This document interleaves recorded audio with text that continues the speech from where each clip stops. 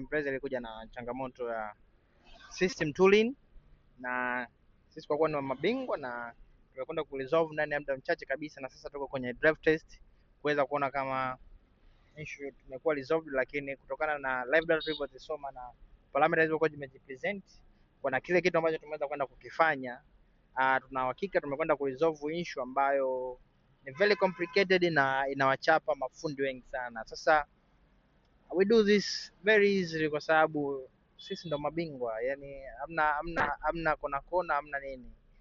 Issue ni hii, sisi tuna fix moja kwa moja. Kwa hiyo kama unayo changamoto yoyote ya gari usihangaike, karibu sana kutane na Engineer Johnson hapa Mwenge Plaza, mtaalamu kabisa wa Subaru.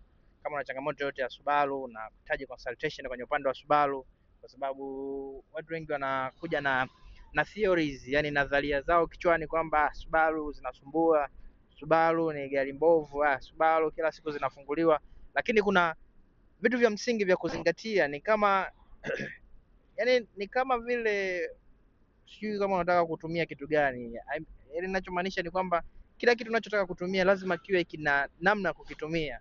Ndio maana hata gari zinapotoka zinakuja na user manual. Sasa ukiweka mazoea hizi Subaru utazikosa au zitakuumiza, na utakuja kuona magari ni mabaya, utakuwa unaambia watu magari ni mabaya, kumbe ni wewe ambaye ndo una changamoto, ambapo inaweza kuwa ni wewe au wewe na fundi wako ndo mnakaa mnashauriana vitu vya ajabu kuanzia kwenye oil na nini, matokeo yake mnaua Subaru. Sasa kama una changamoto yoyote usikubali uhangaike, na sisi tukiwepo kwa ajili yako. Karibu sana Mwenge Plaza uweze kutatuliwa changamoto zote zinazokusumbua kwenye Subaru.